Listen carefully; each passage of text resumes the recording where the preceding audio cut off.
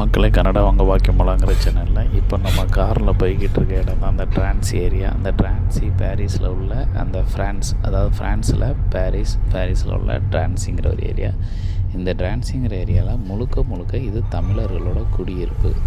அதை கண்டுபிடிக்கிறதுக்கு ஒரே ஒரு ஐடியா, எல்லார் வீட்டு வாசல்லையோ ஒன்று வாழை மரம் இருக்கும், அல்லது மாதுளம்பழம் மரம், அல்லது அரளி செடி இருக்கும்.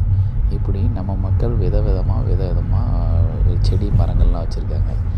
எல்லாத்த விட சொடக்கு தக்காளியெல்லாம் அங்கே காய்ச்சிருந்ததுங்க ஒரு வீட்டில். சொடக்கு தக்காளி, அதுபோக வாழை பார்த்தேன். வேறு என்ன பார்த்தேன், இப்போ லேட்டஸ்ட் சிட்டி மாதிரி இல்லை, அப்போனா மினிமம் ஒரு 40-50 இயர்ஸ் முன்னாடி உள்ள டெவலப் ஆன தமிழர்களோட குடியிருப்புன்னு சொல்லுவோம். அப்போவுமே இந்த அளவுக்கு டெவலப் ஆகிருக்கு, எந்த மாற்றமும் இல்லாத அளவுக்கு அப்படி இருக்குதுங்க ஏரியா. வந்து பார்க்கறதுக்கு நம்ம மெட்ராஸ் மாதிரி தான் இருந்தது. மெட்ராஸு, கோயம்புத்தூர், நம்ம ஊர் மாதிரி தான். அல்லது பாம்பே போனீங்கன்னா பாம்பேயில் இந்த மாதிரி தான் இருக்கும் வீடுகள்லாம், அப்படி தான் இருந்தது.